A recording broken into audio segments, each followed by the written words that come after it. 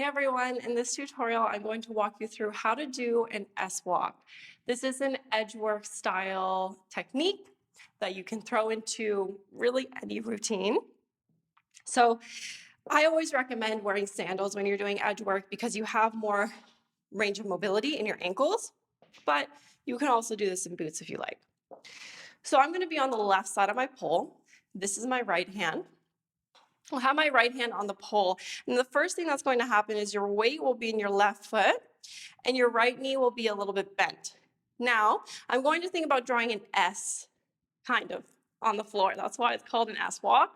So I'll take my right leg. I'm going to first bring it across and in front of my left in this motion. And as I do that, you should see how I also lean my body away from the pole a little bit. So I'm supporting myself with my right hand. And then once I bring my leg across, I am thinking about semi-turning my hip towards the audience or towards the camera so that my knee is pointing kind of on a diagonal to the left. So I bring it across, I'm dragging my slope along the floor. And then from there, I'm going to do a little semicircle with my foot, with my ankle, to shift to the outer edge of my shoe. So now I'm in a sickle position, okay? So I drag it out, roll into a sickle, and as I do that, I'm going to start turning in towards the pole, dragging the outer edge of my shoe along the floor until I face the pole. Once I face the pole, my right leg is going to continue and it's going to drag back, still in a sickled position. I'm crossing it behind my leg a little bit now as I continue to drag the outer edge, and then I sweep it back in and drag it forwards. Okay, so the motion is out, in, behind, in.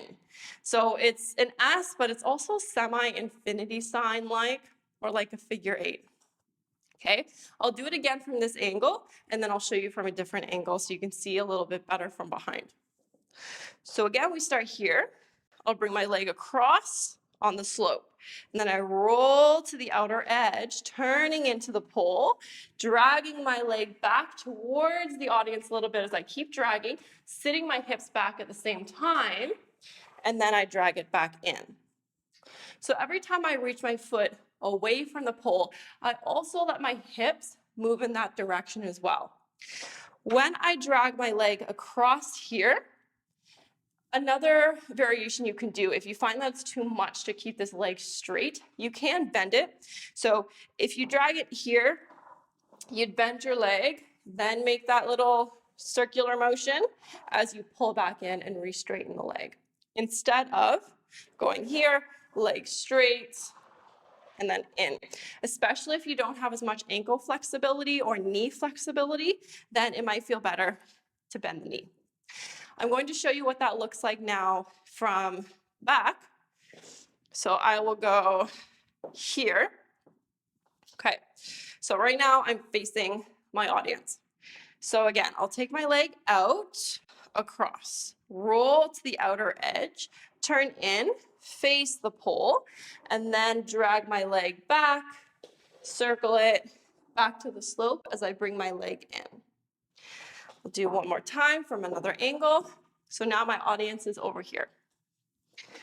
So leg comes out, sickle, turn in, face the pole, drag it across, circle it in, and pull back into the pole.